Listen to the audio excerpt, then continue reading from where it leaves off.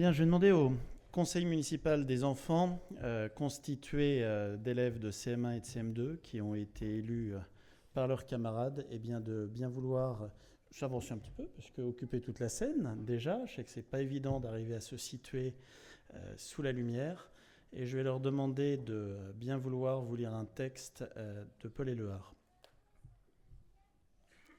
Sur mes cahiers d'écolier, sur mon pupitre et les arbres, sur le sable, sur la neige, j'écris ton nom. Sur toutes les pages lues, sur toutes les pages blanches, pierre, sans papier ou cendre, j'écris ton nom. Sur les images dorées, sur les arbres des guerriers, sur la couronne des rois, j'écris ton nom. Sur la jungle et le désert, sur les nids, sur les genêts, sur l'écho de mon enfance, j'écris ton nom. Sur les merveilles des nuits, sur le pain blanc des journées, sur les saisons fiancées, j'écris ton nom. Sur tous mes chiffons d'azur, sur l'étang soleil moisi, sur le lac lune vivante, j'écris ton nom. Sur les champs, sur les horizons, sur les ailes des oiseaux, et sur les moulins des ombres, j'écris ton nom. Sur chaque bouffée d'horreur, sur la mer, sur les bateaux, sur la montagne d'aimants, j'écris ton nom. Sur la mousse des nuages, sur les sueurs de l'orage, sur la pluie épaisse et fade, j'écris ton nom. Sur les formes scintillantes, sur les cloches des couleurs, sur la vérité physique, j'écris ton nom. Sur les sentiers éveillés, sur les routes déployées, sur les places qui débordent, j'écris ton nom. Sur les lampes qui s'allument, sur la lampe qui s'éteint, sur mes maisons réunies, j'écris ton nom. Sur le fruit coupé en deux, du miroir et de ma chambre, sur mon lit coquille vide, j'écris ton nom. Sur mon chien gourmand et tendre, sur ses oreilles dressées, sur sa patte maladroite, j'écris ton nom. Sur le tremplin de ma porte, sur les objets familiers, sur le flot du feu béni, j'écris ton nom. Sur toute chair accordée, sur le front de mes amis, sur chaque main qui se tend, j'écris ton nom. Sur la vitre des surprises, sur les lèvres attentives, bien au-dessus du silence, j'écris ton nom. Sur mes refuges détruits, sur mes phrases écroulées, sur les murs de mon ennui, j'écris ton nom. Sur l'absence sans désir, sous la solitude nue, sous les marches de la mort, j'écris ton nom. Sur la santé revenue, sur le risque disparu, sur l'espoir sans souvenir, j'écris ton nom. Et par le pouvoir d'un mot, je recommence ma vie. Je suis né pour te connaître, pour te donner liberté.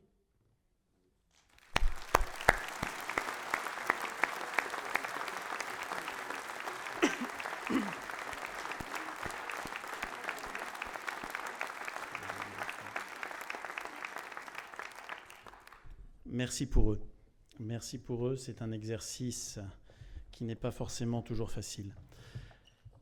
Avant de démarrer, je tenais à remercier les artistes de Mency qui ont animé ce début de soirée des vœux et notamment le groupe No Name, les enfants de Mency qui travaillent pour la prochaine comédie musicale avec Laetitia Lebac, et puis le trio de professeurs du conservatoire avec Ghislain Renaud, Tiffany Jamin et Ben Coulantianos qui ont également animé ce début de soirée.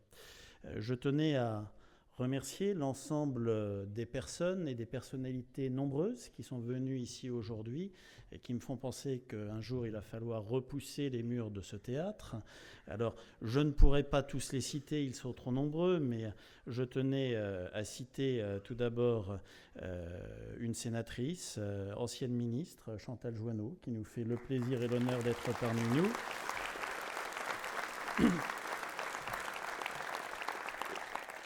Et qui vient avec un de ses collègues, qui est ici en terrain de connaissance, car il vient quasiment tous les ans depuis que j'ai l'honneur d'occuper cette charge. Il s'agit de Vincent Delahaye, notre collègue maire de Massy.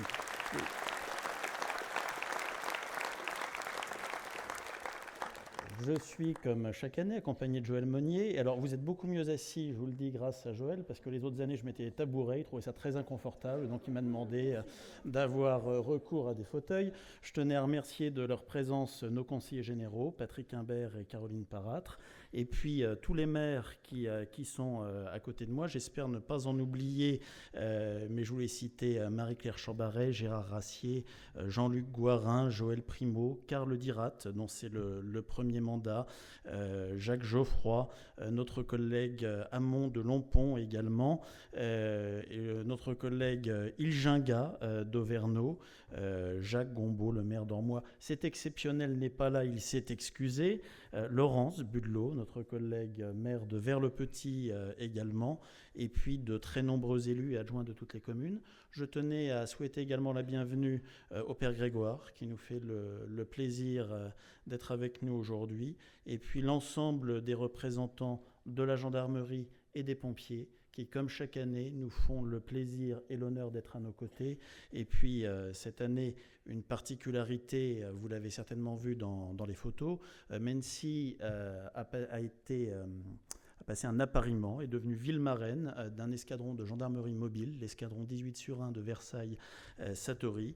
Et nous accueillons aujourd'hui plusieurs militaires de cet escadron, et notamment le lieutenant d'Herbois, l'adjudant Durand, le chef Fierdièche, j'espère que je n'ai pas écorché son nom, et le gendarme Ruiz. Vous pouvez les applaudir.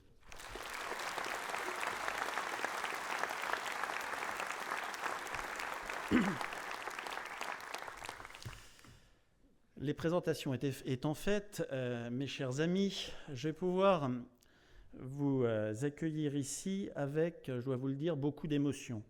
Beaucoup d'émotions. Alors, l'émotion, Victor Hugo disait que les mots manquent aux émotions, et j'espère que je ne vais pas en perdre mon vocabulaire ou ne plus arriver à mettre des termes sur les sentiments que j'ai ce soir.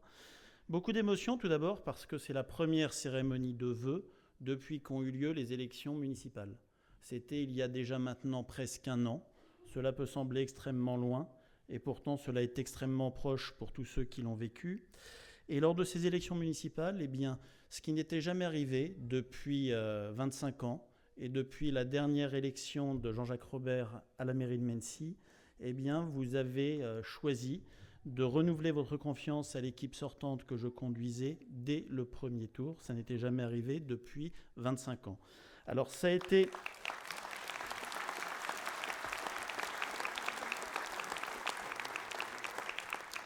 Ça a été pour l'ensemble des élus qui m'entourent une marque de confiance, de très grande confiance. Ça a été également, et c'est toujours, et ça doit être, une fierté pour les élus qui ont travaillé. Ça doit aussi être une obligation pour les élus qui se sont engagés pour un deuxième mandat ou pour un premier mandat. Mais c'est aussi une obligation pour chacun d'entre eux, une obligation de faire et d'être à la hauteur des attentes des Mensoises et des Mensois. Et puis, cette élection, il faut bien le dire aussi, c'est un très grand merci de l'ensemble des habitants de la ville, aux fonctionnaires territoriaux, aux personnels municipaux qui tous les jours travaillent pour pouvoir faire vivre cette commune et lui donner ce caractère aussi particulier auquel nous sommes attachés. Ces fonctionnaires, ces agents municipaux, ils sont comptables tout au moins autant que les élus de la réussite des dernières élections, et en nous apportant votre confiance, c'est à eux que vous avez dit merci. Et je tenais aujourd'hui, à titre personnel, au nom du conseil municipal, eh bien, à les remercier.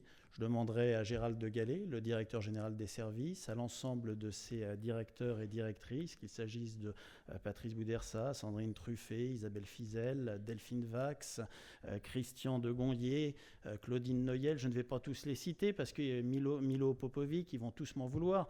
Mais je voulais vraiment leur demander de transmettre ces remerciements, qu'ils sachent tous qu'ils ont, du plus haut gradé au dernier agent rentré, une place tout à fait particulière dans notre cœur.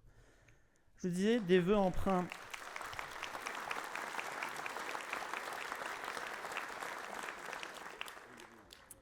Je voulais aussi apporter un remerciement tout à fait marqué à nos familles, aux familles des élus, parce que bien souvent, les élus s'engagent et ils n'arrivent à le faire, ils n'arrivent à tenir cet engagement dans des circonstances difficiles, dans des contextes difficiles qui demandent un engagement particulièrement fort, eh bien, ils n'arrivent à le faire, et ils ne le font en tout cas bien, que s'il y a autour d'eux des hommes, des femmes, des enfants qui les supportent, qui les encouragent. Et pour eux, j'aurais souhaité que vous les applaudissiez.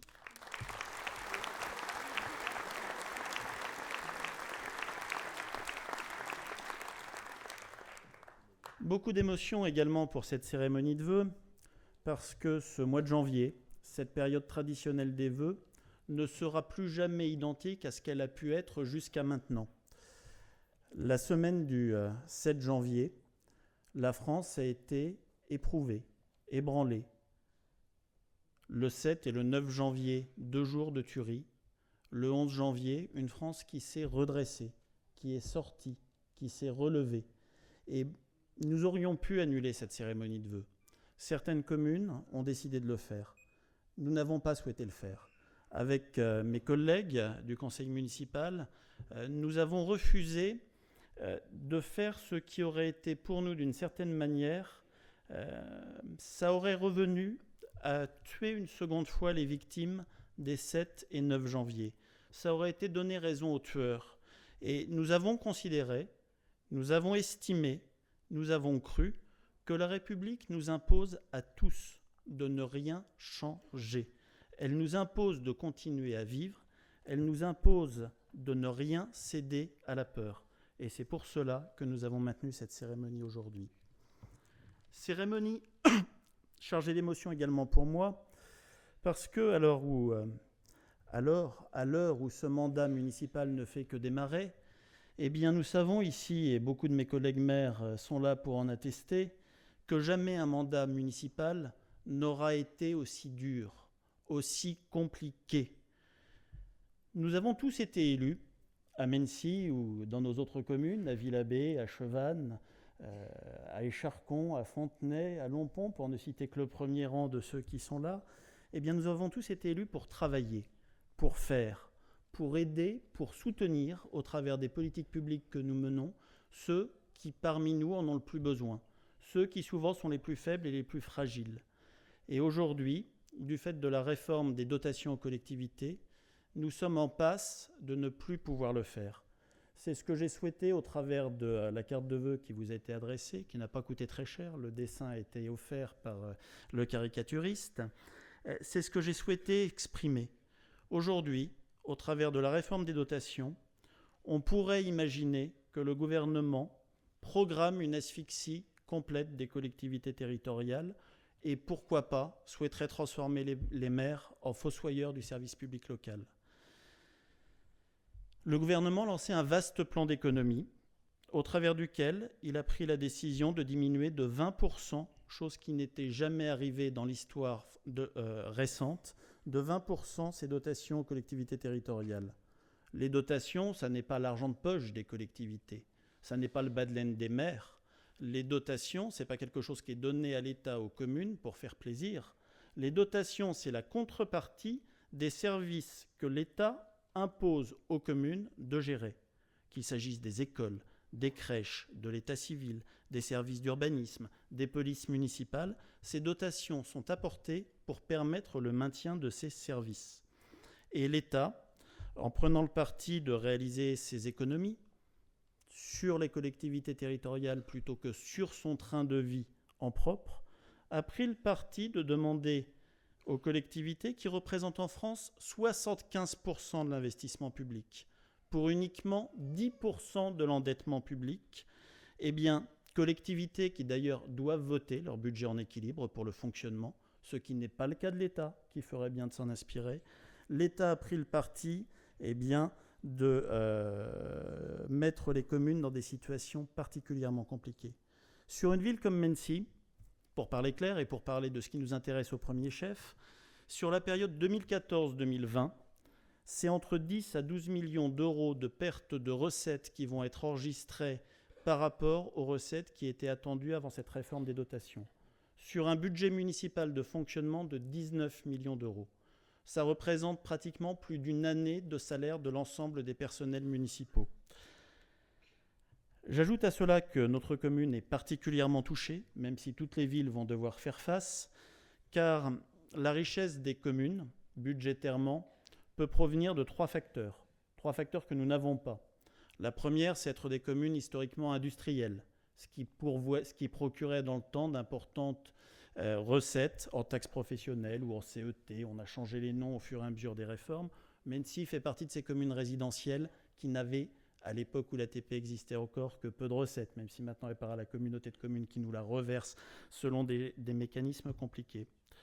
Mennecy a la chance, et c'est une chance, d'avoir une population au niveau de vie plutôt privilégié, ce qui implique, comme c'est un facteur de calcul des dotations, que notre commune soit encore plus impactée par les baisses de dotations que d'autres. Et puis, ce qui est également notre chance, nous sommes un territoire urbain.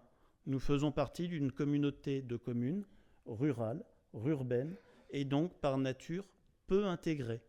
Ce qui veut dire qu'il y a peu de possibilités de transfert massif de charges de la commune à l'intercommunalité. Alors face à ça, que pouvons-nous faire ? Que pouvons-nous faire ? Parce que je veux croire que être maire, c'est pas seulement venir ici, vous dire c'est terriblement compliqué. Voilà, être maire, c'est aussi essayer d'être responsable. Être maire, c'est aussi, avec les élus qui m'entourent, faire des choix et essayer de faire les choix les moins mauvais possibles pour permettre d'arriver à une adéquation entre ce qui est supportable en termes d'impôts et ce qui est insupportable en termes de diminution de services. Les choix que nous avons faits, ça a été tout d'abord d'avoir recours à des économies extrêmement importantes. Certaines avaient déjà été entamées depuis plusieurs années sur l'éclairage public, qui est coupé la nuit, autant pour des raisons d'ailleurs écologiques que pour des raisons économiques, de 1h du matin à 4h30. Mais ça a été d'autres choix qui ont impacté les années 2014, qui vont impacter 2015 et qui seront poursuivis en 2016. Alors on peut parler de réduction du train de vie des services municipaux, mais tous ceux qui fréquentent les services municipaux savent qu'il n'y a pas véritablement de graisse et qu'à force de gratter sur la peau, on arrive assez vite sur l'os. Non, c'est un certain nombre d'économies, les illuminations de Noël qui ont été extrêmement diminuées et qui ne réaugmenteront pas dans les années qui viennent. Ça a été pour la première fois des baisses de subventions aux associations ou des diminutions de places dans les crèches. Ça a été, dès cette année, la fin d'un certain nombre de manifestations culturelles qui ne seront pas reconduites. Ça a été également le parti qui a été le nôtre d'accepter de geler les investissements non prioritaires. Nous avons considéré que 3 secteurs d'investissement restaient prioritaires et cette année comporteront donc un certain nombre de travaux. Tout d'abord la sécurité, où Romain Bossard travaille dès cette année à l'installation, ainsi que nous nous y étions engagés, d'une nouvelle tranche d'une dizaine de caméras qui viendra principalement renforcer notre maillage de vidéoprotection sur le secteur de la Janotte. C'est le secteur routier, parce que le secteur routier entraîne bien souvent des conséquences en termes de sécurité.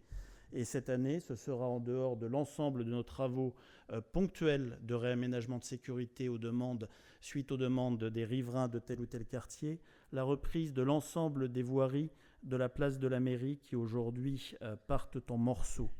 Et puis, c'est ce que nous avons toujours cherché à privilégier, parce que nous considérons que c'est la volonté, que c'est l'objet essentiel des communes, eh bien c'est l'école. C'est l'école, et l'effort que nous avons fait depuis 6 ans sur les écoles, nous allons le poursuivre, avec cette année la création d'une nouvelle salle de classe à l'école élémentaire de la Janotte, et la création d'un nouveau bâtiment à l'école de la Sablière qui accueillera pour ce qui le concerne 2 salles de classe. En dehors des économies que nous pouvons faire, eh bien préparer l'avenir lorsque les recettes étatiques tombent, eh bien c'est essayer de travailler de manière encore plus forte et encore plus intégrée avec nos intercommunalités. Nos intercommunalités, il y en a 3 avec lesquelles historiquement la mairie de Mennecy travaille bien, beaucoup, avec efficacité pour chacun d'entre vous.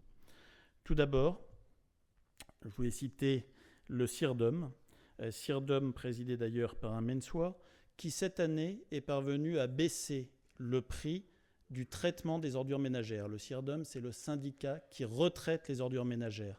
Et j'espère que cette baisse de tarif du CIRDOM de 10% sur les déchets ménagers en dehors des déchets verts pourra être impactée dans vos factures. Le deuxième syndicat que je souhaitais citer, c'est le CIARS.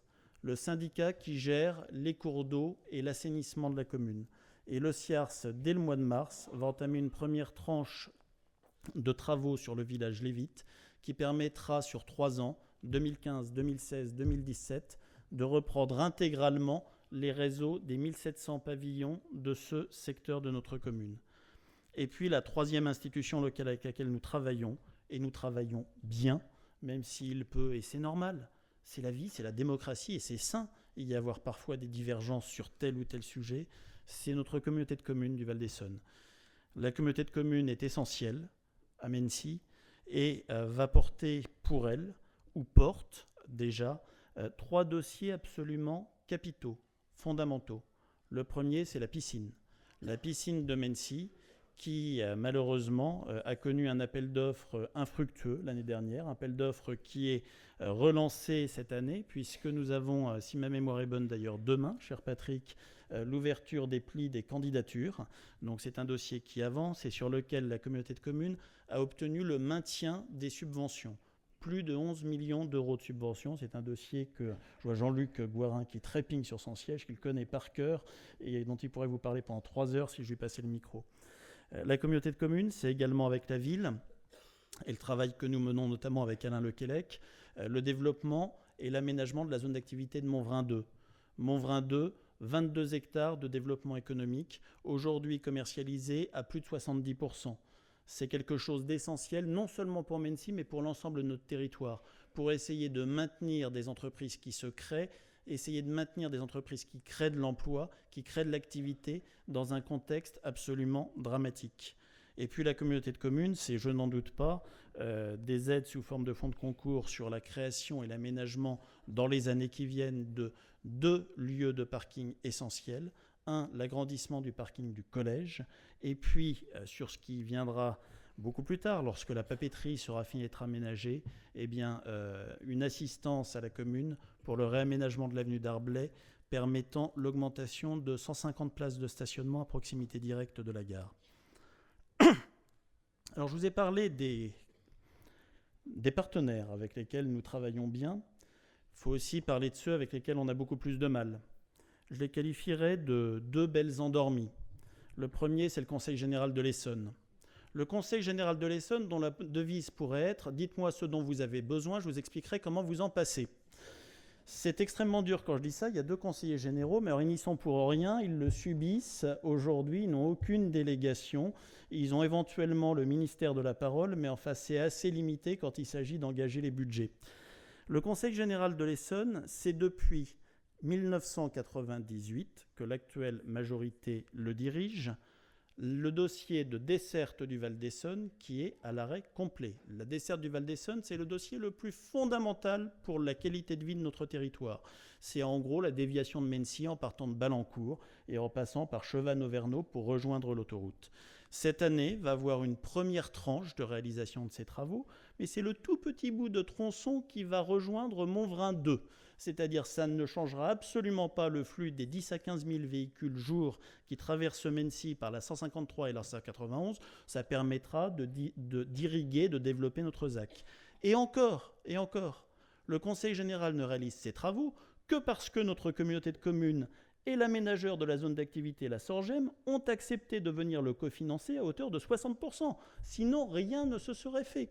Le Conseil général de l'Essonne, c'est plus de 200 000 euros de diminution de subventions, quasiment d'arrêt de subventions. C'est quand vous descendez de 200 000, il ne reste pratiquement plus rien. Sur les crèches, ce que nous payons aujourd'hui en étant obligés de fermer des berceaux, sur la médiathèque, sur le conservatoire. Le Conseil général de l'Essonne, c'est le rachat par voie de préemption du lavoir qui est situé à l'entrée de Mennecy dans les Marais, qui s'écroulait il y a 3 ans. Comme rien n'a été fait, il s'est complètement écroulé. Et j'espère, et en tout cas, que les élus en charge de la prochaine mandature arriveront à le redresser. C'est également le désintérêt complet par rapport aux problèmes de sécurité routière sur des axes départementaux. Aujourd'hui, nous avons 3 points particulièrement dangereux sur la commune, 2 sur la 153, l'un à hauteur du stade Jean-Jacques Robert, fréquenté chaque jour par des dizaines d'enfants, et l'un entre la jonction des ZAC Montvrin, Montvrin 2, et un point de danger également sur la 191 entre l'Azac Montvrin, c'est-à-dire le McDo pour ceux qui préfèrent, et la résidence des Acacias, où là, c'est des centaines de personnes qui traversent quotidiennement. Aujourd'hui, le Conseil général refuse tous travaux d'aménagement de sécurité sur des voiries départementales traversées quotidiennement par des enfants. C'est quelque chose de complètement irresponsable et qui n'est pas acceptable. Et puis, dernière chose, c'est un dossier fondamental pour notre territoire. Nous avons aujourd'hui, et le principal est là, et je le remercie de sa présence, nous avons aujourd'hui à Mennecy le collège le plus peuplé de l'Essonne. Pratiquement 1000 enfants, pratiquement 1000 élèves.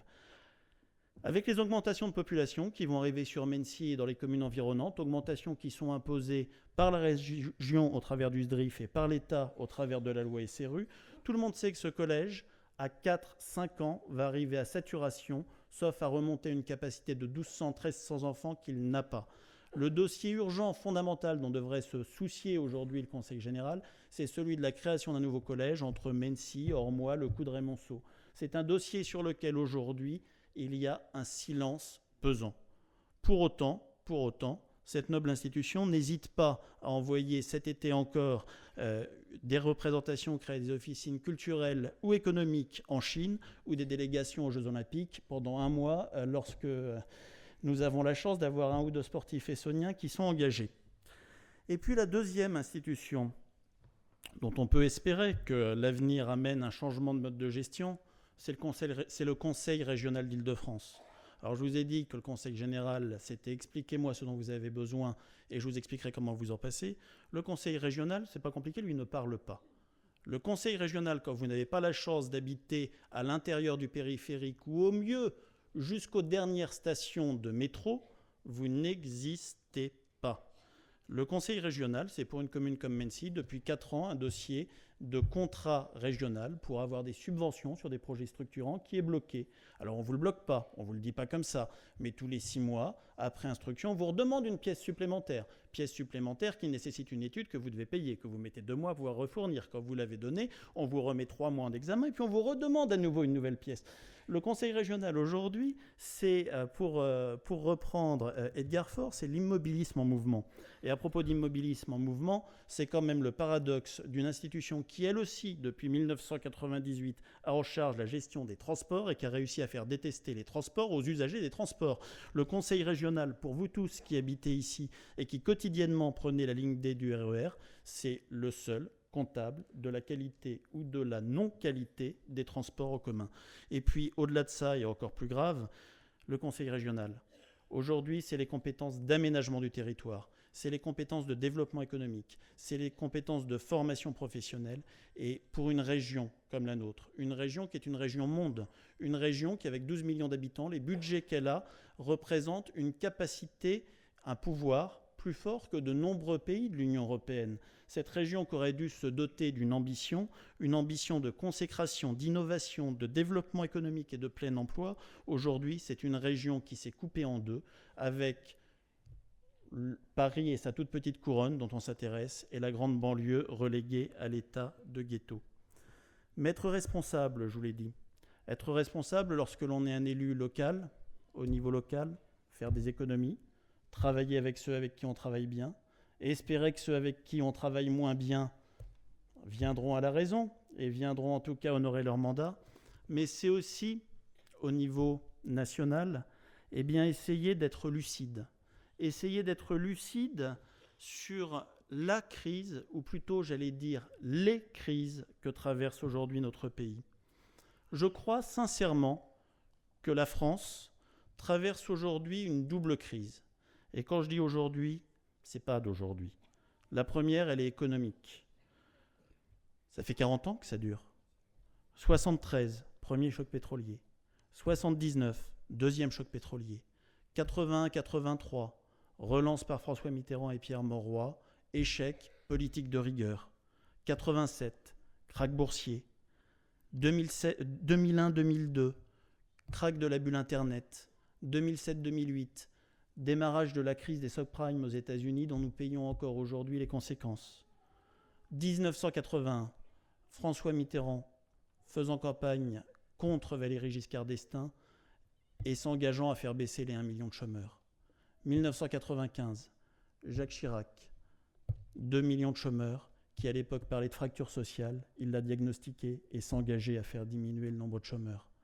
2012, François Hollande, le changement c'est maintenant, 3 millions de chômeurs à l'époque.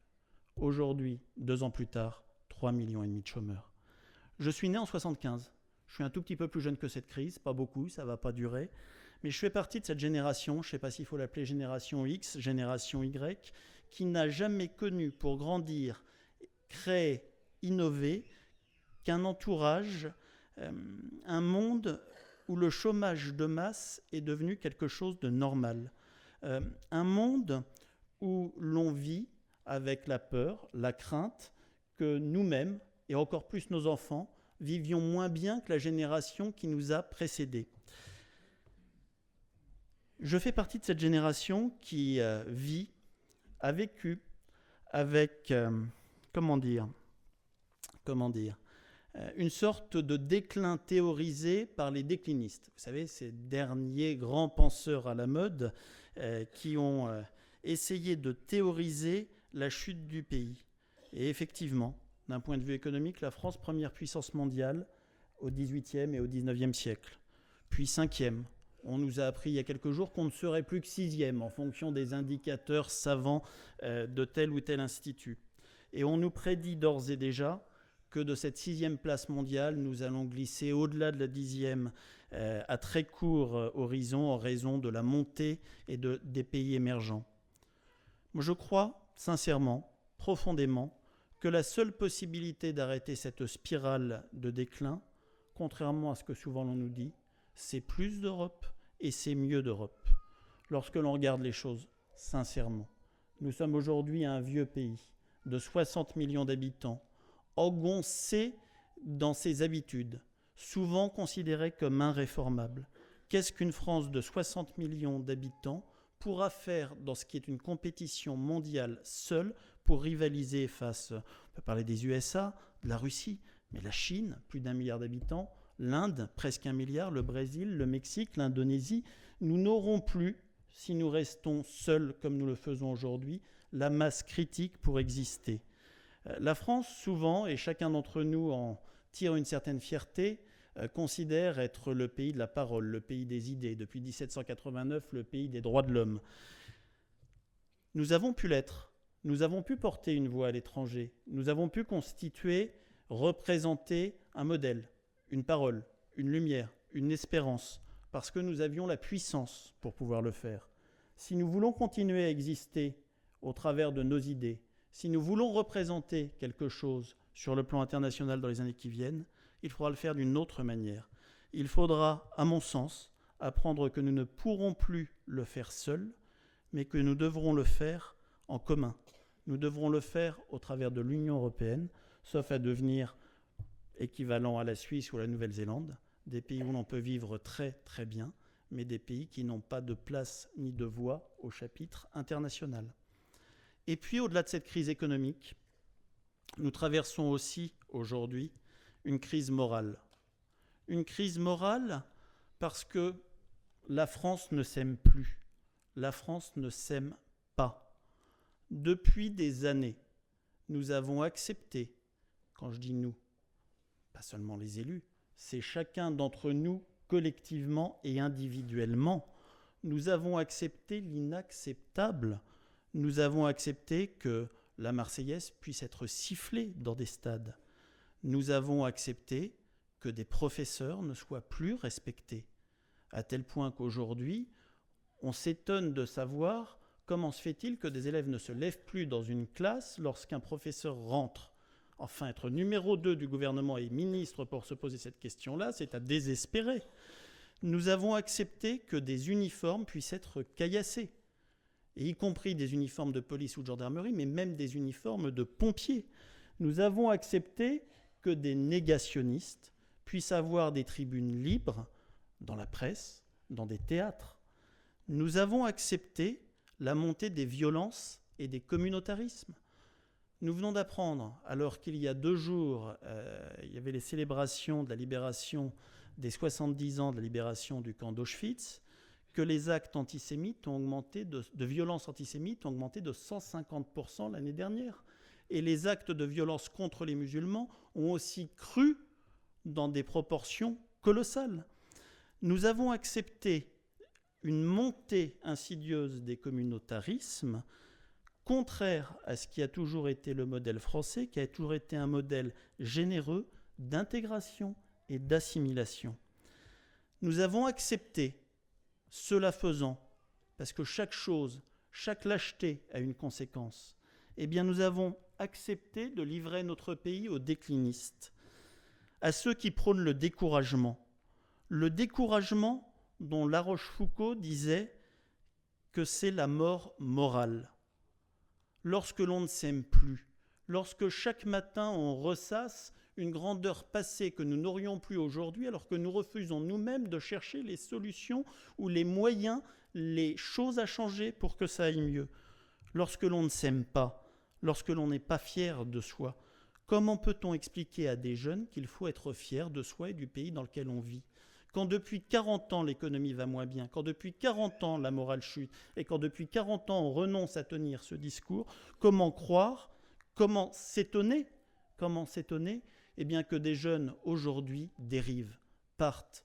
Moi, je ne suis pas pour la culture de l'excuse, mais je pense que la responsabilité, elle est autant au moins dans chacun d'entre nous que chez la quote-part des jeunes qui aujourd'hui ont vrillé, si vous me passez l'expression. Je crois qu'il est profondément anormal de n'être fier de son pays qu'en deux circonstances. Quand on gagne une Coupe du Monde de foot, c'est rare. C'est vrai que le sport est quelque chose d'épanouissant, d'important. Chantal, c'est pas toi qui diras le contraire. Mais je crois qu'il y a d'autres moments où on peut essayer de l'être. Ou alors lorsque le pays est secoué par des attentats. Je crois que face à cette crise, si nous ne voulons pas voir la structure dans laquelle nous vivons, le pays dans lequel nous vivons, secoué par une montée de communautaristes, eh bien, pour reprendre Martin Luther King, nous devons apprendre à vivre comme des frères, sinon nous allons tous mourir ensemble comme des idiots. Et ce soir, j'avais envie de vous dire tout simplement « et si ?»